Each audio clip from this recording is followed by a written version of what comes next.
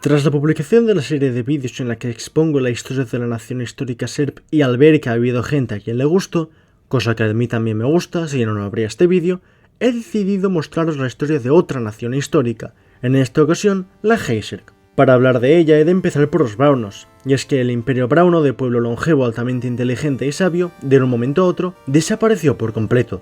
Al ser supremacistas habían aniquilado a todo grupo étnico que se encontrasen en su camino y se habían impuesto a ellos. Pero con su partida el mundo quedaría a explorar por los pocos grupos étnicos humanos que quedarán en el mundo, pasando de la primera cabeza de la costa Berg al resto de Zushaki y, quienes pudieron, a Yednalamar.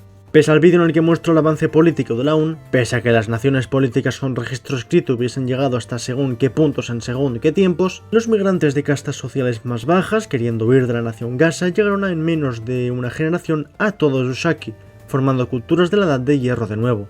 Es por esto que hoy en día no se sabe muy bien cuáles son las relaciones lingüísticas de todas las lenguas de Zushaki, ya que en muchas de las regiones ha habido agujeros históricos en la que, aparte de las leyendas de los indígenas de las diversas regiones y del registro arqueológico, poco o nada se puede saber. Pero, un segundo, ¿qué es la nación Gasa y por qué protegieron a los humanos? Los braunos se sentían superiores a todas las razas humanas, pero las otras razas no humanas, que eran civilizadas, las dejaron vivir en sus propias reservas como los glardos, o las subrazas de Gasas o Guasayamas que explico en parte en el vídeo de aquí arriba. En fin, los Gasa, con una tierra libre para ellos, decidieron esclavizar a los humanos que huyeron a la primera cabeza con la condición de que hiciesen un pacto con los braunos y así evitar su exterminio. Cuando estos se fueron, los humanos no encontraron ninguna razón por la que seguir siendo los esclavos de los Gasas.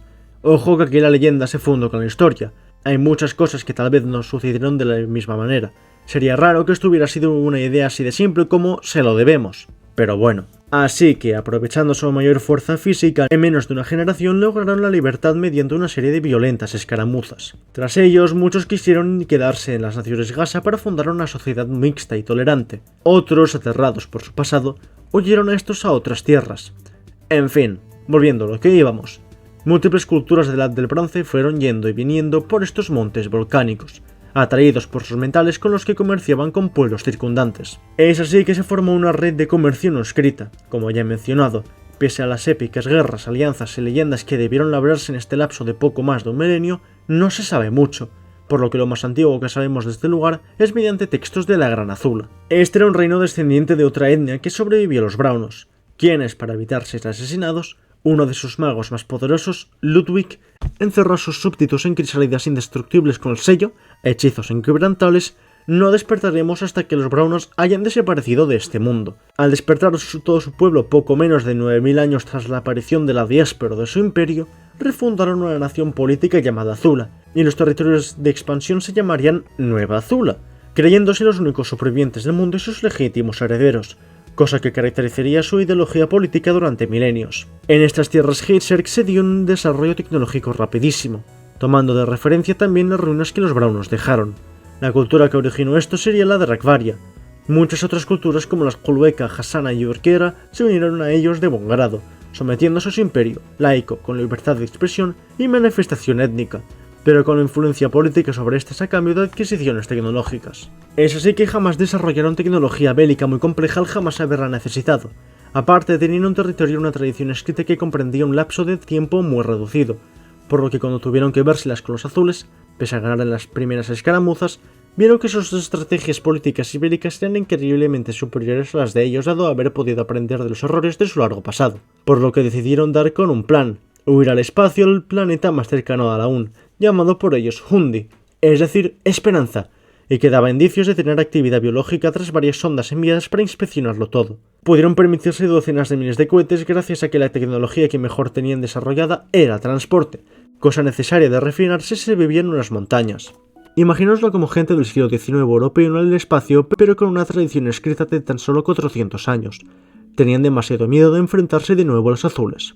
Al llegar se toparon con los braunos, quienes habían huido del planeta por el remordimiento que los descendientes de los primeros conquistadores sintieron tras haber exterminado al 75% de la humanidad. Ahí se les aceptó en el gobierno de las estrellas, aunque tema espacio no piensa tocar en él aún porque esto es fantasía épica y no ciencia ficción. Para eso están Estrellas de Roca, que os dejo aquí arriba. Es de este modo que solo dejaron en tierra las culturas de Heiserk que jamás llegaron a asimilar, sea porque jamás se las toparon por su aislamiento o porque aún no las habían encontrado. los azules pensaron que habían acabado con los hijos de los braunos, devenidos en diablos míticos, y que por ende esas tierras ya eran conquistables. Por descripciones de algunos exploradores y comerciantes, y por restos arqueológicos, se cree que este podría haber sido el mapa etnolingüístico antes de... bueno, lo que vendrá. Para quien no sepa, como las altas montañas aíslan a los pueblos entre sí, es muy fácil que haya mucha diversidad etnolingüística, y pese a haber rutas de comercio, no era usual toparse con el vecino si uno no quería, y al no tener tradición escrita, esto fue perfecto para una gran diversidad etnocultural a tal nivel que 1000 años servían para complicarle la vida a los antropólogos que quisieran hacer uniones genealógicas entre pueblos. Eran sobre todo mineros, ganadores y pescadores. Dado que los Drakvarios contaban con unas pecas muy características, los azules consideraron esto un signo del mal, y pese a que los demás pobladores de este lugar como los Quichape, Ñar e Inir nos tenían, de hecho a la mayoría de descender de los humanos Gasa eran más cobrizos de piel, les dieron caza en nombre de su religión. Aludieron que esta piel oscura, pero pelo totalmente negro, era resultado del cruce entre Drakvarios y Graunos. En un inicio tuvieron que vérselas con los Valir y los Onta. Mientras que los Proto-Onta asimilaron genética y culturalmente a los Valir, estos mantuvieron su idioma y su religión. En general eran bélicos, divididos en centenares de clanes totalmente separados y en constante lucha. En un inicio, para los azules, al verlos separados, fue fácil conquistarlos. Mientras que unos contaban con armas de hierro y cañones, los otros solo contaban con hachuelas de hige y serio, un material natural más duro que el acero inoxidable actual y que solo podía ser moldeado tras afilarlo con mucho esmero. Aún así no compensaba con sus enemigos. Este material se dice que está relacionado con la obsidiana, por lo que cuando los azules obtuvieron los terrenos en donde obtener este material, su avance fue increciendo. No obstante, el líder de la tribu Enkar, Soyona, al ver a refugiados de todas las tierras ontas pedir ayuda a sus propios enemigos, vio que se debían apartar las diferencias y unir a todos los clanes posibles para defender como uno esas tierras del desconocido invasor. Es de este modo que envió 3 cochimpas, cargo de que tomaba gente que asumía su identidad para hablar con líderes de otros pueblos, para dar a conocer su iniciativa a pueblos vecinos. Los líderes de 17 clanes fueron a su tribu para negociar una contraofensiva, así que tras meses en los que planearían una contraconquista, cuyo objetivo era mermar las fuerzas azules para entablar negociaciones, de transportar guerreros y producir armas que se decidieron a atacarles. Fue tal el revuelo que se dio en todo el territorio Onta que otros 20 clanes se unieron a su empresa. En un amanecer de la cresta del Valle Tononka, en cuya falda descansaba un campamento azul militar, apareció un grupo de guerreros Onta. En un inicio, los soldados azules se rieron de ellos mientras tomaban sus armas, viendo cómo osaban imitarles en su supuesto organizado ejército. Los consideraban tan débiles que en comparación a sus armas que ni guardias dejaban a vigilar. No obstante, con el paso de los momentos, sus sonrisas se iban mitigando a medida que más y más efectivos iban bajando por la montaña. Llegó un momento en el que se estimó que el número de guerreros superaba el millar mientras que los azules eran poco menos de 700. Pese a que la mitad de los azules murieron en el ataque, la otra mitad huyó, alertando al Rey Azul de momento y mandando nuevas tropas y estableciendo nuevos protocolos de seguridad. Se construyeron fuertes de roca, muros, vigilancia y en general ya no se asentarían en posiciones bajas y desfavorables. Téngase en cuenta que hasta ese momento los azules rara vez habían luchado en terrenos montañosos, sino que en estepas, así que el factor estar arriba, estar abajo para las ventajas en una batalla no lo tenían tanto en mente. Este refuerzo militar, no obstante, no achicó a los Onta, quienes no cedieron en su intento de hacer que los azules se rindiesen. Liderados ahora por Soyona, volvieron a atacar. No obstante, ahora desde la altura, con guardias y alertados de este gran ejército, los Ontas solo ganaron una de las 85 batallas que se dieron. Cierto era que habían frenado el avance azul con una resistencia más férrea y obligándoles a pensárselo 2 veces antes de que atacara poblados Onta y Valir, y a tardar más en hacerlos ahora más costosos campamentos militares, pero no llegaron a pararles. Finalmente, en el año 1450 del calendario azul, que cuenta desde que salieron de las crisálidas, se acabó con el último poblado de donde Sorolla decidió luchar hasta el final. A estas alturas los civiles se habían asentado en lo que antaño era la Azul Nueva. Habían descendido identitariamente de la Azul Vieja, era más puritana con sus costumbres y quien se llevaba gran parte de las riquezas que Azul Nueva producía y conseguía de sus conquistas. Es de este modo que se dio una guerra de independencia fuerte, y si os preguntáis por qué tanta terminología lleva vocabulario castellano, es porque los bónicos, los entre comillas hispanoparlantes de la URN, les dieron estos nombres y con su posterior colonización acabaron por implementarse en las lenguas nativas posteriores. En un inicio, a modo de protesta, se detuvieron los ejércitos de expansión. El gobierno central pues dio un toque de atención a los militares, quienes pidieron un 50% de las riquezas que fueron ganando en este nuevo territorio, pero el rey Ofrat II se negó y les obligó a seguir, por lo que estos militares tomaron las armas y atacaron la capital azula, Chelieste. Esto desembocó en una serie de batallas en Azul Vieja. Después de que los caciques de las distintas regiones de la Azul Vieja pidieron la rendición por el peligro que infligían estos ataques a sus ganancias, el rey se vio presionado a darles la independencia a la Azula Nueva, la cual con el paso de la guerra fue pidiendo o que el rey fuera derrocado o que les diesen la independencia. En el 1460, pues la guerra cesó y la Azula Nueva pasó a ser fuerte. Firmaron un acuerdo con el cual Fuerte no podía bloquear el comercio azula. Tengamos en cuenta que la rodeaba por tierra completamente. Es de esta manera que el jefe militar de la antigua Azula Nueva, Otto von Malek, se instauró en la dinastía Malek y reanudó su ejército de conquista. Las naciones de Mezcla y Pilar les fueron pillando terreno, por lo que decidieron pirse en avanzar en pos de no quedarse atrás en la carrera colonizadora. Eventualmente esto no dejó exenta la zona Heiserk. Pensando que los antiguos Heiserk se habían extinguido al fin al no toparse con más de los Ontas en las tierras que los Rakvarios habían dejado vaciadas, siguieron avanzando hacia el este. No obstante, en el año 1462 se toparon con los Swapi. Pensando por su semejanza estética con los Ontas que serían tan sanguinarios como ellos, se armaron hasta los dientes. Pero al este pueblo estar relativamente centralizado por la red comercial que dentro de su aislada comunidad no se había extinto pese a su llegada en los años 40 después de la crisálida, y al no haber desarrollado estrategias bélicas al no tener vecinos, acabaron con ellos en medio año. Su avance siguió hasta que llegaron a la población Mues. Confiados ahora de su poder por la rápida extinción de los Swapi y de su reciente guerra ganada, intentaron atacarles. No obstante, se toparon con magos. Los primeros humanos Gasa trajeron magos y de extraterrista, manteniendo la tradición de heredar el poder mago y de ingerir el mineral en ocasiones extremas para obtener sus poderes, regalo de los Gasa tras haber perdido en la guerra a modo de gesto de buena fe. La mayoría acabó en las casas nobles humanas, sí, pero otros lograron hacerse con un poco, huyendo posteriormente a las tierras vacías. Por lo que en su primer ataque en el año 1464, un mago fundió las armas y armaduras de los soldados azules antes de llegar al portal de entrada de su aldea, solidificándolos de nuevo cuando se estaban deslizando por todo su cuerpo, inmovilizándoles ligeramente y permitiendo a los soldados rasos acabar con ellos. Los fuertes se sintieron inmensamente intimidados por esta arma. No sabían ni cuántos eran ni hasta qué punto su poder llegaba. Aprovechando que un plan mago había establecido una de sus sedes en Fuerte, les pidieron parte de su poder, mas ellos se negaron puesto que no querían tener nada que ver con temas de geopolítica que no les concerniera. Es de este modo que mandaron un ejército a su templo. El asedio a este duró 2 semanas, y mientras esperaban a ver si podían hacerse con ellos, retiraron sus tropas circundantes de la nación Mues para evitar que estos se acercasen y llegasen a Fuerte. Eventualmente los magos cedieron, recordando que pese a ser poderosos, no lo eran infinitamente, y 50 de estos no podían hacer nada contra los 1000 soldados entrenados y conocidos por su brutal ferocidad. Es así que 9 magos heredaron su poder a 9 generales, recibiendo el cargo de Borkon, general investido con magia. Al llegar a donde iban a atacar, las almas de los magos que estaban en la mente de los soldados tomaron posesión de ellos y atacaron a los soldados fuertes. Ante esta noticia, el gobierno altamente bélico, cabe aclarar, mandó un ejército para matar a todos los magos del templo y hacerse con sus textos secretos y con sus reservas de extraterrita para sus soldados. No obstante, se cree que debieron haber activado un sello para desviar la atención de los humanos corrientes y no poder encontrarlos jamás. Se tiene la teoría de que tal vez este templo sea el único que quede en pie pese a los ataques que los magos sufrieron a lo largo de los milenios en todo Yusaki. Sin el apoyo mago y tras sacrificar a sus guerreros para que no causasen más problemas, aunque desde ellos desaparecieron, no se sabe si en las poblaciones Mues o en los templos magos decidieron atacar a algunos poblados de estas etnias con la experiencia que tenían ya con esta clase de humanos con poderes. El avance fue lento y tortuoso, pero eventualmente acabaron con ellos en el año 1472.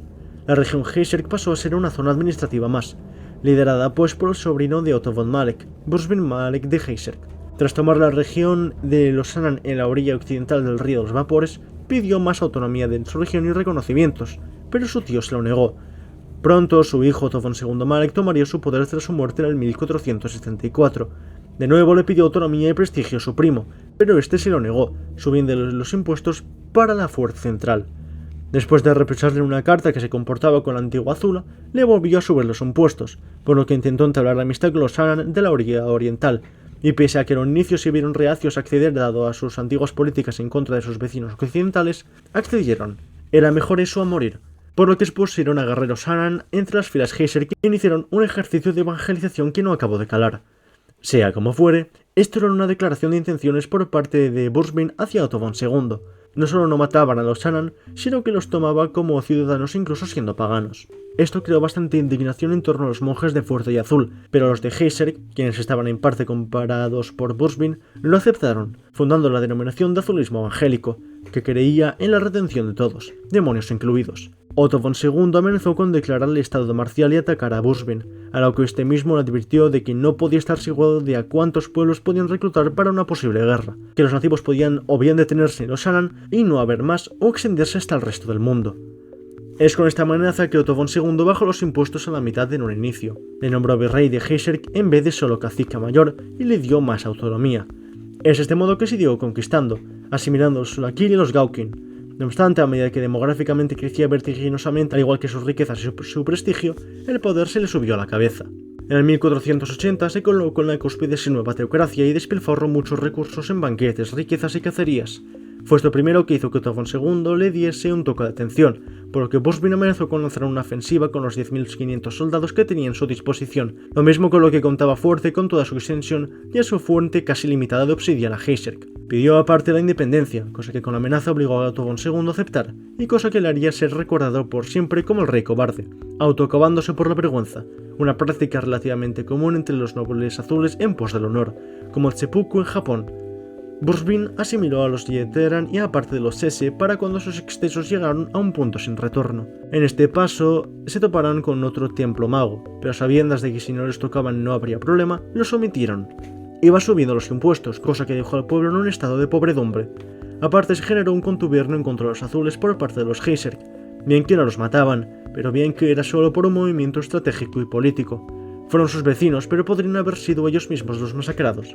Aparte de que se solía ridiculizar su religión, sus lenguajes e incluso los consideraban como feos. Es por este cansancio que en el año 1469 Bursvin fue asesinado en un atentado un día que se le a comprar joyas en el mercado. Su hijo mayor Bursvin II, que lo acompañaba y sus escoltas, también fueron liquidados. Es de este modo que su hijo menor Abayek subió al poder pese a solo tener 14 años. Dado que su padre siempre lo puso de lado al no ser el primogénito, desarrolló problemas serios de autoestima, pero como no tenía responsabilidades, podía permitirse escándalos públicos. Acudía mucho a burdeles y abusaba del alcohol. Al tener un peso tan grande encima, pues, se le recomendó que abandonase sus excesos. Él hizo caso omiso a ello y siguió acudiendo a ellos.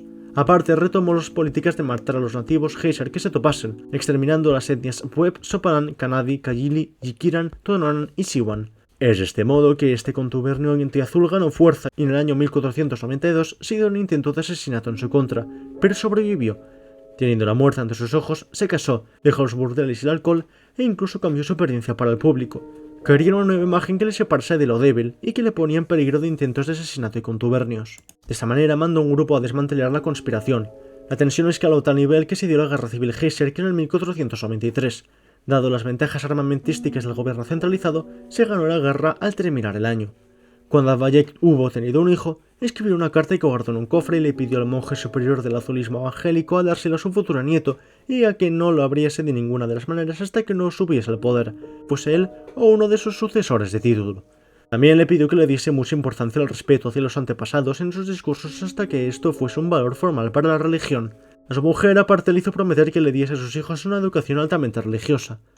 Siguiendo, tuvo otro hijo con ella, y cuando se confirmó que había quedado embarazada con éxito y de manera sana, se clavó su propia espada ceremonial con la que lo habían ascendido al poder.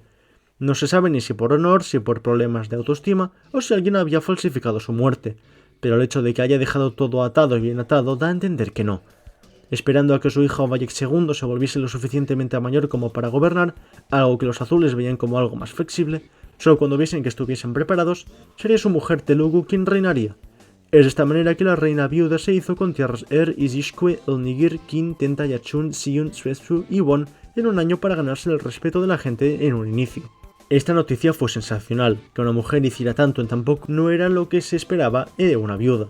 Algunos la aplaudieron, la mayoría de nativos y parte de los azules, mientras que otros no, la otra mayoría de los azules. A esto se le sumarían los puristas nativos, como solían llamar a este grupo conspiranoico, quienes establecieron una estética para su movimiento y quienes tomaron a Soyona como su mártir y ejemplo a seguir.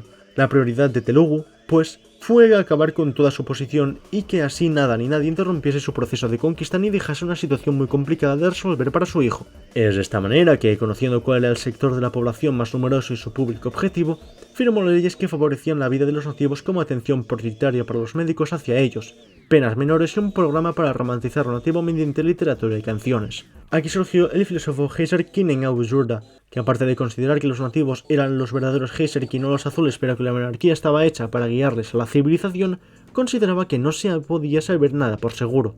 cosa mostrada por el hecho de que, desde la perspectiva de los nativos, la llegada de los azules era imprevista, y que para los azules, la existencia de los nativos fue un misterio, algo que chocaba con las ideas religiosas previas que se aferraban al destino y a las premoniciones. Este favoritismo hacia los nativos no les hizo mucha gracia ni a los azules ni de su propio reino y mucho menos a Zuria Fuerte.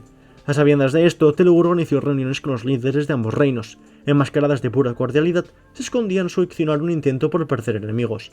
Firmó acuerdos comerciales y de nula fuego, por lo que al volver satisfecha de momento a Heiserk, se centró por un momento en sus conquistas, llegando a tierras Sikilier, Voni, Nortas, Luzya, Yunua, Unir, Kashak, Sun, Yanyue y Tunituni.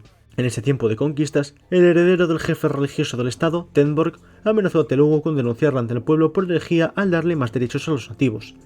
Ella le hizo notar que no había nada en su fe que señalase que los nativos fuesen inferiores, al menos no en la impuesta por su marido.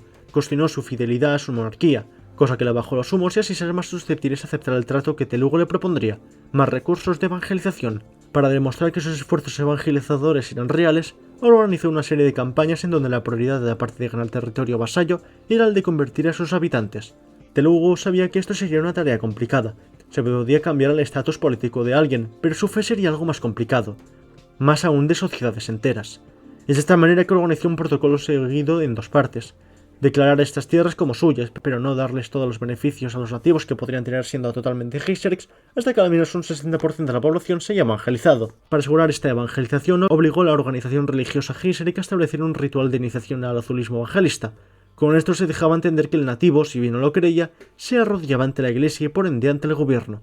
Tenborg, no convencido del todo, aceptó, por lo que en el 1498 se sometió a la primera fase del plan a las tierras Chencha, Suesu, Kin, Sir, Wayoyo, Zonpet y Armara y le parte de la Innumer por su gran tamaño y resistencia bélica. Un año tras estas conquistas declaró públicamente la segunda parte de la evangelización. En un inicio todos se negaron, por lo que en estas regiones, evitando que los pueblos nativos y conquistados se percatasen demasiado de lo ocurrido al quitarles a estas tierras el derecho de movimiento y por ende que expandiesen lo que estaba haciendo Telugu a sus vecinos, endureció las restricciones que suponían no evangelizarse. Es de esta manera que los Wayayo acabaron cediendo, y ganaron tanto estatus como cualquier otro nativo Heiserk. Esto fue imitado por las culturas Suesu, Kin, Sir y Zanpep, al ver los beneficios con sus propios ojos, por lo que resignados accedieron, ahora siendo más exitosos dado la presión social que se ejercía hacia quien se negaba a evangelizarse. No obstante, los Yanmar se negaron y se dieron escaramuzas en contra de los centros de control Heiserk. Estos, no obstante, fueron reprimidos con mucha violencia, obligándoles a ceder. Tras esto restringieron más sus derechos por no evangelizarse y subiendo los impuestos. De este modo acabaron cediendo. Los únicos que incluso con esto no aceptaron la nueva religión serían los Innumer. Al ver el relativo éxito de este protocolo, se dio una nueva ola de colonización hacia los pueblos Balbal, Yenaenina, Kenakena, Hon, Yael, Welai y Ketai Sinan. Todos con reacciones distintas, pero que acabaron por ceder al final. Cuando intentaron conquistar lo que les quedaba de territorio Innumer, se encontraron con una coalición de guerreros de Viki, Waena, Aonuvu e Innumer, tanto de quienes habían huido de estas tierras Heiser como de quienes vivían ahí y oyeron lo que pasaba. La primera batalla acabó en una masacre para los pelazueles dado a su menor número. Con el tiempo la cultura de la ferocidad bélica había menguado. Al cabo de un par de días se conquistaron las tierras Innumer previamente tomadas. De esta manera, desde la capital de Heiserk, Brusbinen, se mandó un ejército hacia la capital de la provincia de Innumer. Con el tiempo en el que se movían, los Innumer rebeldes les dio tiempo de negociar con los nativos puristas para ofrecer guerreros en su organización paramilitar y reconquistar Yanmar. Es de esta manera que se dio un campo de batalla en la frontera de las Naciones Reconquistadas Unidas, como fueron llamadas las naciones reconquistadas por los Innumer y gestionadas por los nativos puristas gracias a lo aprendido de los Heiserk, con Kasaki y Ilnir, y dándoles la guerra inamovible, en la que por más de 4 años esta región bélica no cambió casi nada, pero perdiéndose docenas de miles de vidas, cosa que para estándares de Heiserk, en donde la población era de 150.000, era mucho. Es de este modo que Telugu posicionó campamentos militares en la frontera puramente Heiserk, en donde los perezules llegaron y en donde realmente no había nadie por el vacío que los Drakvarios habían dejado, para rodear al enemigo. Asimismo, conquistó tierras a Yui y Neak para aislar al enemigo y rodearlo. En esta ocasión ofreció regalíos a quienes se alistasen al ejército Heiserk y, aparte, les prometía mermar a sus enemigos ancestrales, los Aonuvu Waena junto a sus enemigos. Y ya sabéis lo que se dice, el amigo de mi enemigo es mi enemigo. De este modo se dio un avance omnidireccional para conquistar al enemigo hasta que tras poco menos de un año los Geiseric ganaron la guerra. Claro está, mientras que en el resto de regiones Geiseric el gobierno central se tiró flores, en las antiguas naciones reconquistadas unidas se establecieron caciques pirizules que se encargaron de vender a los Sinemer, de Fiki, Waena y Onubu como esclavos por toda la región azúlica. Se dieron bulos y tergiversaciones sobre la guerra para hacer ver a las naciones reconquistadas como monstruos que merecían el esclavismo. De este modo, Telugu mermó la moral de los antiguos puristas. Consiguió la total amistad de Azul, Fuerte y la recién fundada Berk. No nos riamos con el nombre, no tenemos 5 años, por favor. Y un poco los pelazules de Geiseric. Aún así, la organización religiosa seguía rechinando los dientes, ya que la guerra no pidió la evangelización de los pueblos Ayu y Eneak. Y en la reunión en la que Tenborg y Telugu discutieron, las cosas se calentaron rápidamente. Que si cumples las normas solo cuando te conviene, que si no estás en posición de reprocharle a tu reina, que si solo calientas el sitio de tu hijo, que si solo demandas pero no das nada. Al final la discusión no llevó a nada y todo apuntaba a que se daría un conflicto acalorado entre el gobierno y la religión. Pero en el camino al que Tenborg volvía a su residencia, desapareció misteriosamente. Pronto lo sustituiría Fataheimer, escondido por Telugu y más allá de ella. Siguió pues con la conquista de más tierras, en esta ocasión de las Tidipidi, Koko, Yamel, Ayeobl, Hammal, Yalaeme, Ilti, Eilar, Iltir y Yolu con el protocolo de evangelización de Tenborg de nuevo. Se dio un escándalo en ese tiempo con que la reina viuda había mantenido una relación con uno de los guardas de su corte. Para evitar la polémica, puso en el poder a su hijo Bayek II de tan solo 11 años, quien, en estos años, había aprendido de su madre. Conocedora de su corta edad y poca experiencia, se puso al lado para ayudarle, controlarle, y juntos empezaron su reinado. Telugu quedaría a la posteridad como una heroína nacional, siendo llamada la reina viuda o Telugu la conquistadora. En el extremo oriente de su nación, a sabiendas mediante refugiados nativos del avance de los Geiseric, las naciones Likirri se dieron bajo un mismo mandato y se prepararon para la conquista. Cuando las primeras misiones de negociación llegaron a la nación String, fueron totalmente masacrados y mandaron a su milicia a la capital de la provincia de Gu. Esta fue tomada, matando a todos los pelezules y mestizos, y dando total libertad autonómica a los nativos Gu, a quienes se les ofreció la oportunidad de unírseles a ellos. A sabiendas de esto, los ahora mermados nativos puristas se ofrecieron a dar algunos efectivos y a ayudarles con su administración. De esta manera se fundó la resistencia. Afloraron pues manifestaciones en Innumer en contra del control Geiseric. De esta manera, los nativos puristas intentaron acabar con las sedes gubernamentales de allá, pero no lograron nada. Se centraron pues en expandir el territorio de los Likirri y con el tiempo el de demás tierras, iniciando la guerra Likirri. Geiseric, por su parte, era consciente de que dejarles contacto con el agua continental les daría ventaja, por lo que en un ataque anfibio sometieron a la nación Skat, evitando su control sobre el río Salado. Se implantó un cacique esclavizador y luego fueron a por Gu, perdiendo su enclave en el lago Tórrido. Permitieron pues que conquistasen a Kong, Ayeobl, Hammal, Yamel, Yalaeme, Koko, Tidipidi, Belai e Iketa, pero más allá de allá no. Se centraron, en cambio, en rodearles con campamentos militares y trincheras en las fronteras de Danpet, Hon, Gu, Ilti, Eilar y Skat, aislándoles y rodeándoles. Lo que no se esperaban, no obstante, era que miles de barcas atacasen los puertos de Ikpa, Skat y Yolu. Pudieron conquistar pues Skat y Yolu, pero no Ikpa. Esto fue desastroso porque con esto controlaban la desembocadura del río Salado. De este modo se dieron ataques en los puertos de Iltir, Eilar e Iltir. De este modo se dio una ley en la que por cada cabeza de ganado que se perdía, se debía dar al gobierno, quienes le dejarían pudrirse y quienes lo lanzarían al río. Los tóxicos de estos cadáveres contaminaron el agua del río abajo, produciendo una pandemia en estas orillas, y pasando un par de lunas en las que esperaron a que la situación empeorase. Una flota Geiseric bajó para conquistarlas. Los debilitados rebeldes cedieron ante las hachas y espadas y de nuevo tomaron control de toda la orilla. No vieron necesarios esclavizar a los Iltir, Ilti, Eilar e Iltir dado al poco tiempo que pasaron contaminados por los rebeldes, pero los Skat volvieron a la miseria. Durante otro año de guerra, las trincheras apenas se movieron. De este modo, pues flotas Geiseric atacaron las costas rebeldes. Pudieron ocupar las costas de Rekl y Nerri, Snugar y Nne, y yo quejándome de los nombres Serp, mermando sus recursos marinos, fluviales, gran parte de su territorio y ejército. De este modo pidieron un alto el fuego. Ante la rendición se anuló la esclavización de los Likirri y se dio un proceso de evangelización. Muchas familias pidieron de vuelta a sus familias que se habían enviado a Azul, Berk, Fuerte o simplemente a otras regiones de Geiseric. Los que estaban desperdigados por Geiseric y por Fuerte volvieron, sin encontrar los que habrían podido morir, mientras que los de Azul y Berk no. Las familias volvieron a quejarse, por lo que Bayek II habló con ambos países, pero estos se negaron y no mucho más se hizo en este momento. Esto generó algo de discordia por parte de los nativos. Telugu, pues, se apartó del lado de su hijo. A sabiendas popular de que ahora Bayek II estaba a solas y tras un cambio de estilo, le daba vía libre al nuevo monarca a actuar con un nuevo enfoque. Es de este modo que vetó el esclavismo de los Indómer de Viki Waena y Aunovu, y devolvió sus hogares a cuantos exeslavos pudo. Aparte, dio indemnizaciones a las familias afectadas y se reunió él mismo con Azul y Berg, quienes siempre se habían negado a devolverlos. Estos, para sorpresa de nadie, volvieron a negarse, y a la Bayek II forzar, amenazaron con una guerra que lo obligaría a darle a los nativos que ellos quisieran como esclavos. Aterrado en su inocencia, Bayek II reculó. El esfuerzo que había hecho en su corta edad le sirvió para ganarse el amor de su gente, al menos un poquito más. Pronto puede ser que se casó con Kellaner y a los 14 años le dejó embarazada para que a los 15 naciera su primera hija, Telugu II. Intentó de nuevo para ver si le salía un hijo, pero de nuevo una niña a los 17, Kellaner II.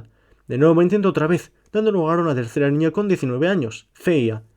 En el cuarto embarazo de Kellaner, Bayek II, en su amor, le prometió que sería el último por mucho que volviese a ser mujer. Cambiaría las leyes si fuera necesario, ya que su joven cuerpo ya se estaba resintiendo tras tanto parto. Finalmente, parió a Bayek III, pero con un precio muy alto, la muerte de su mujer. Esto inspiró a novelas a futuro y la creencia de que todos los reyes Geiseric estaban condenados a gobernar feudos.